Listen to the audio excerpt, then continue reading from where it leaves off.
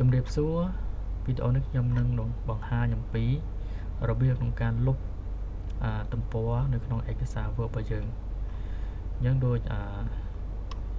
ក្នុងវីដេអូនេះអញ្ចឹងខ្ញុំចង់លុបនៅกระดาษទន្លេមួយនេះអញ្ចឹងយើងចុចឲ្យលោត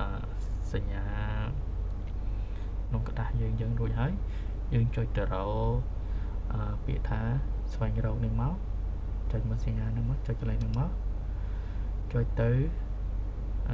តាមសញ្ញាប្រូចនេះហ្នឹងវានឹងលោតកន្លែងមុននេះមកបើសិនជាយើងអត់ទាន់បានប្រើទេវាអត់ទាន់មានអក្សរកន្លែងនេះទេអញ្ចឹងឲ្យគ្នាយើងបងប្អូនវាយតាមអក្សរហ្នឹងមកមានទាំងសញ្ញាមានទាំងអក្សរហ្នឹងមកវាយតាមហ្នឹងទាំងអស់មកពេលចុចអាកដាលនេះរួចហើយចុចលុបទៅវានឹងលុបហើយឬក៏ប្រើវិធីមួយទៀតដើម្បីឲ្យវាលឿន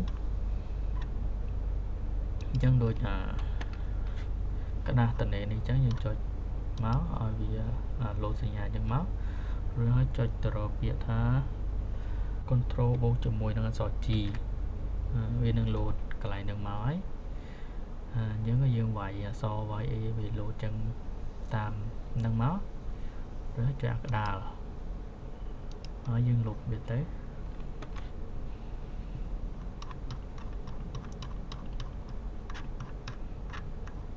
ចឹងវីដេអូនេះខ្ញុំមានតែប៉ុណ្ណេះអរគុណ